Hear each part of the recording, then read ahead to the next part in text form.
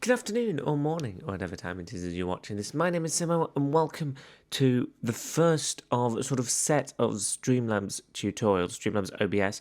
Obviously, these are going to apply to all versions of OBS. They just might look a little bit different.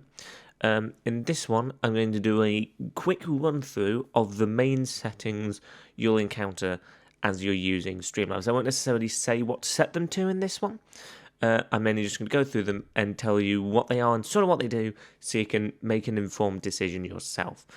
At some point in the future, there's going to be a sort of parallel one to this go up. I'll link it in the description, which will be a bit longer. It'll basically be this, but as well as explaining the settings, I'm going to explain the sort of core concepts behind them.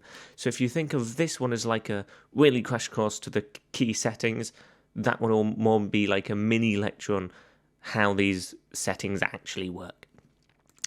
But in this, we're going to be going through the main settings in terms of the quality. I'm going to assume you've got your stream connected, your Twitch account or YouTube account connected, and we're going to be looking at output, audio, video, and just a couple of the advanced settings in this video. So without further ado, we're going to get straight into it with video. We're not starting at the top, we're starting here, because this is sort of the starting point for the settings. You have your base canvas resolution. This is the very starting point. This is how big your canvas is. That's why it's called that. If you've got a decent PC, almost all the time, any situation, your canvas resolution will be your screen resolution. My screen is 1920 by 1080, so I have it at as a 1920 by 1080 canvas.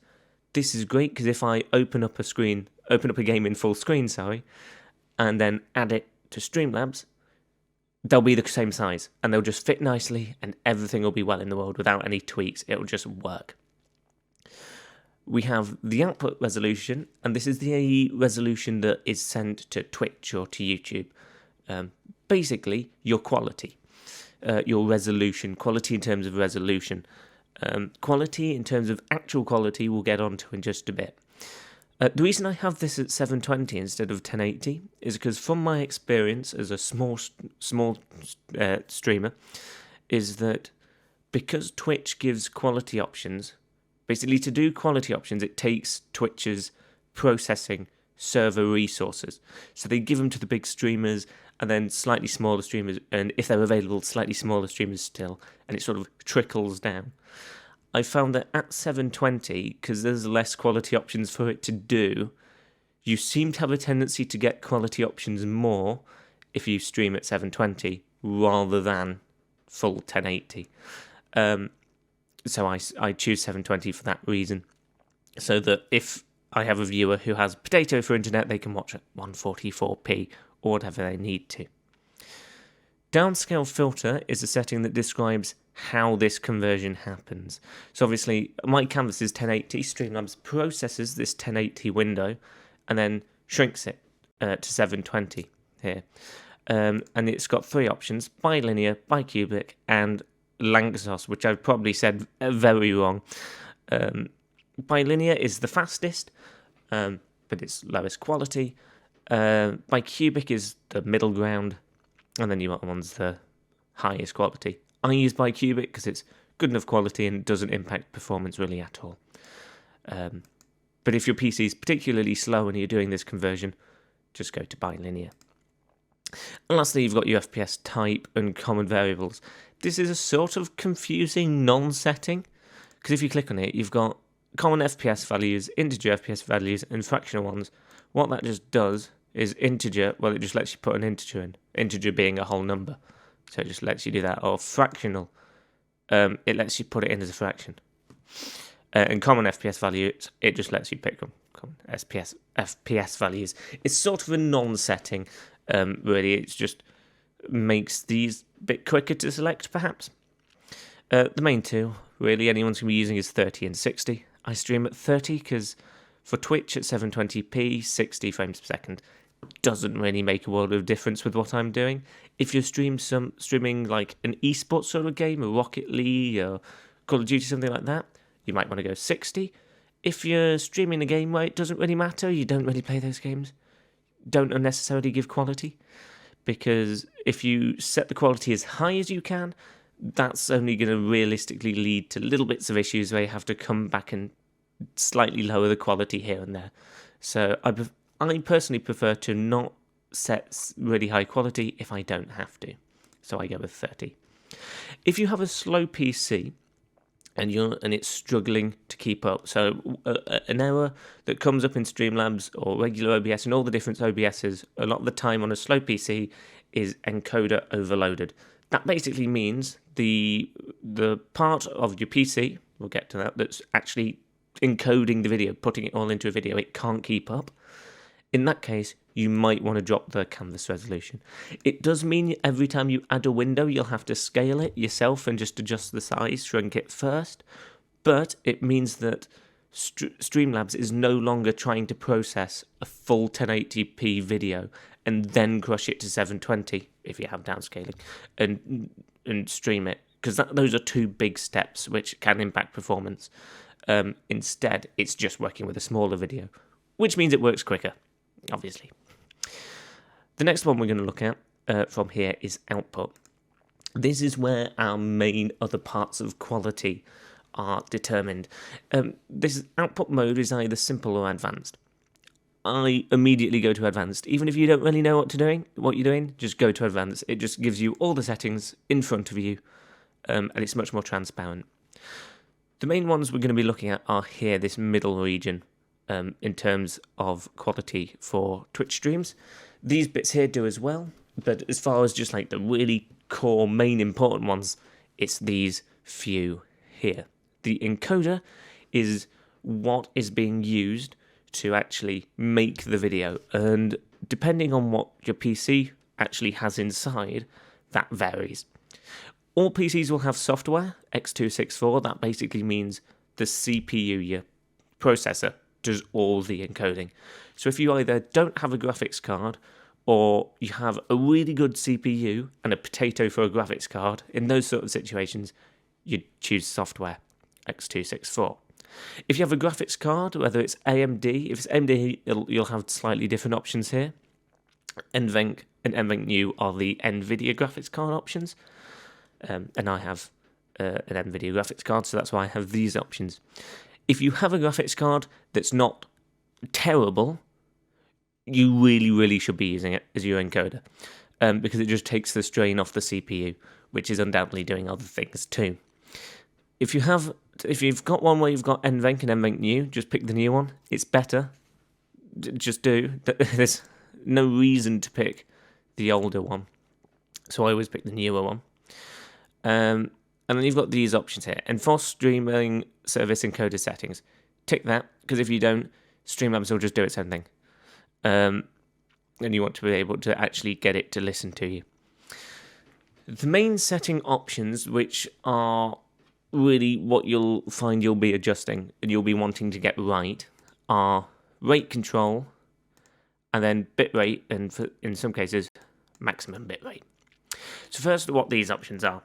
So lossless is one you'll never use, ever, because basically it's saying there will be no compression. It is lossless, and that just means the amount of data that's trying to go places is big.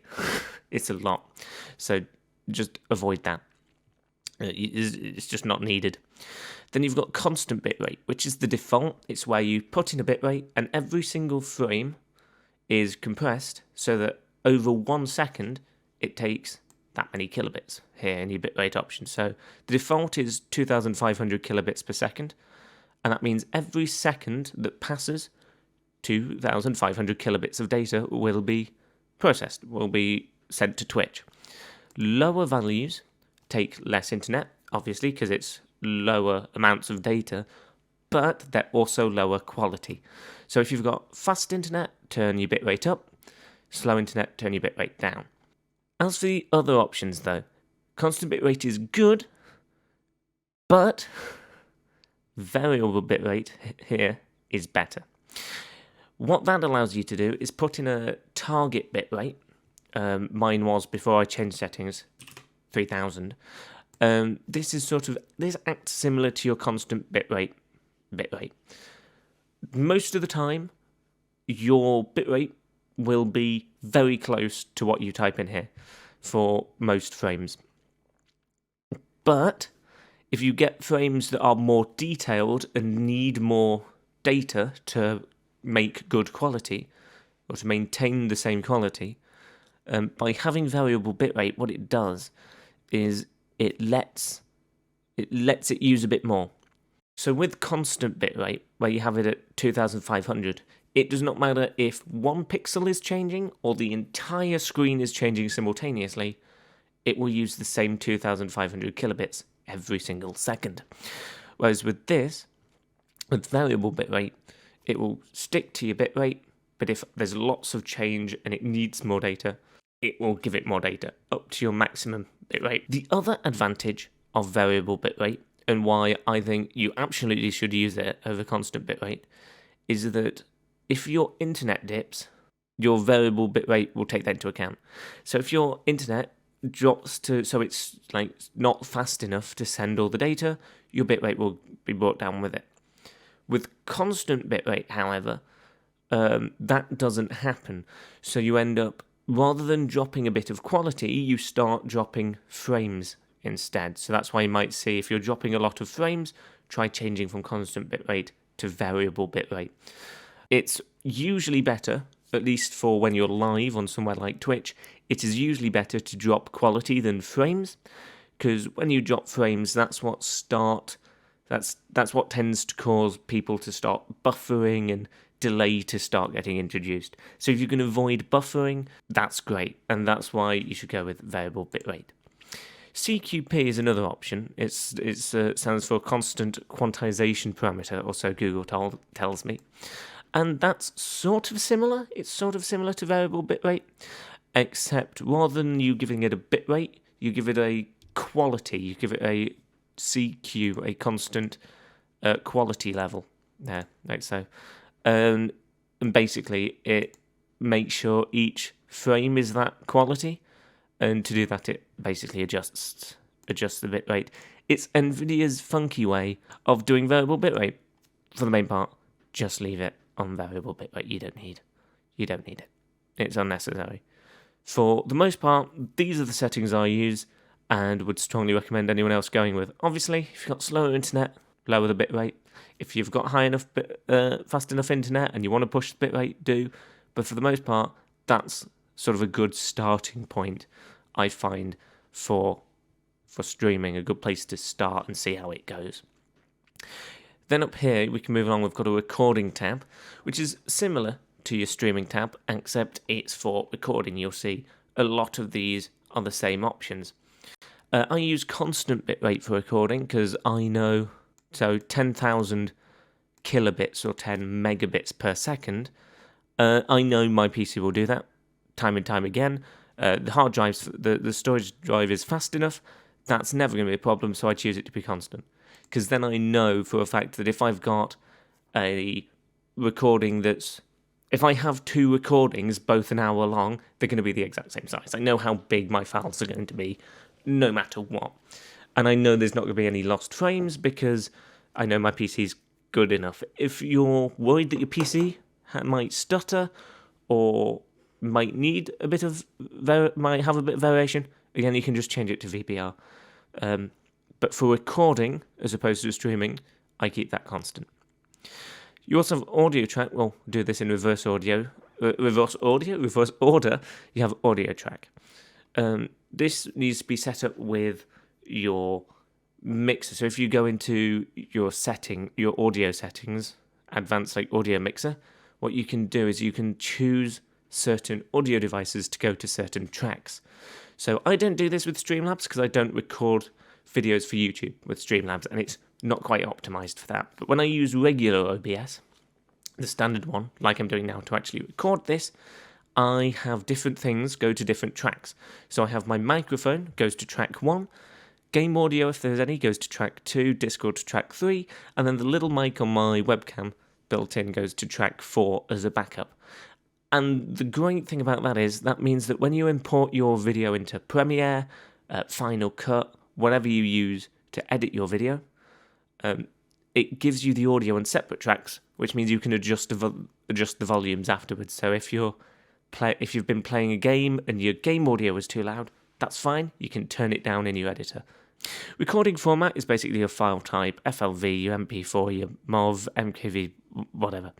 The two main ones, really, as I see it, maybe three, are MP4, MOV, and MKV, with MOV being a question mark. The MP4 is your main one. It's everywhere. It's what you probably upload to YouTube. It's like the standard video format, and it's supported by everything, and it's great. But I record with MKV, and the reason I do that is because there's one key advantage that MKV has over MP4. If OBS crashes while recording in MP4, there's a good chance that MP4 is corrupt and lost forever. If OBS or your PC crashes and can't finish writing the file, you'll lose it. It's gone. Whereas with an MKV, that doesn't happen. If your OBS or your PC crashes midway through recording, your MKV will still work. It'll still save and playback just fine, and it has the audio track support. So that's why I go with MKV, just in case something happens to crash or there's a power cut. I know my recording's going to be safe. The one slight downside at the moment is that Premiere Pro 2022 no longer support MKV. They did in the past. They don't anymore, which is a bit annoying because it's what I use to edit. But there's other editors, and also OBS has its own built-in converter, where once you've done a recording, you can just give it your MKV, hit convert, and it converts it to MP4. And that leaves us with audio here, this one in between. This is the only place where audio might matter, because it's where you can select what your desktop audio devices are. Normally Streamlabs will pick these up fine, but if you have an issue with it not picking up like game sound or Windows sound, it's somewhere to check. And last thing, just before we end off, I want to have a look at just two settings in advance. Like most of these you don't need to worry about, unless you're really trying to get picky and having issues or trying to tweak really specific things. The main two you want to look at, or three, we'll start out in network, because there's two here. There's dynamically change bitrate when dropping frames while streaming. This only really applies to constant bitrate, because if you have it set to variable bitrate, it does that anyway.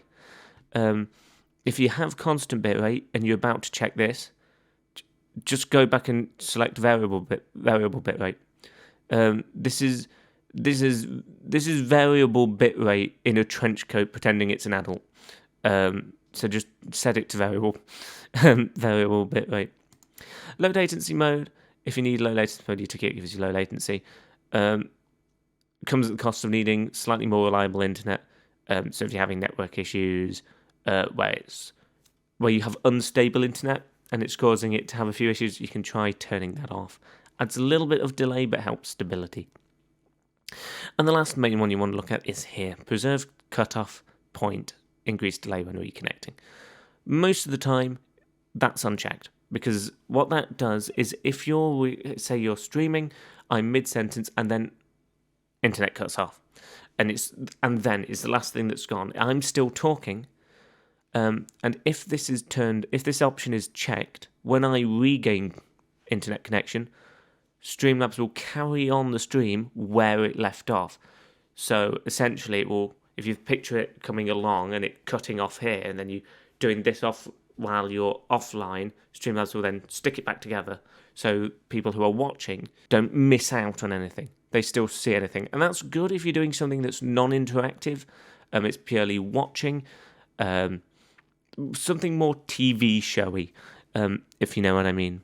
By that, that's good for. But if you're doing something interactive or you talk to your viewers a lot, turn it off or make sure it's turned off, because obviously it increases delay, like it says. Because if I'm offline for 10 seconds and it's going to show the viewers those 10 seconds, obviously it's going to add 10 seconds of delay while it shows them those 10 seconds. So it's one of those that depends on what you're doing.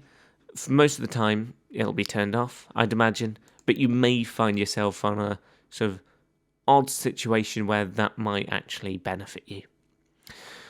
But those are the main sort of settings that you'll encounter while streaming. There'll be like I say, there's a more in-depth one that explains the sort of core concepts behind it, the facts and figures, some of the technology, if you will, that I'll be making at some point, and I'll link to that when I do. There'll be a couple of other ones, companion ones with this, where basically I'll be running you through those settings again, but not what they do, but what to set them to in certain situations. So there'll be a best settings for poor internet, best settings for slow PC sort of companions. And again, they'll be linked in the description when I actually get around to making them. Other than that, I will let you get on about your day. If you're looking at settings on Streamlabs, I'm going to assume that wishing you all the best with streaming is probably a good thing to do. If you have any questions, feel free to ask them in the comments below, and I'll try to get back to you before Christmas. Now I'll try and get back a little bit sooner than that. But thank you for watching. I hope you found this a little bit helpful. And until next time, take care.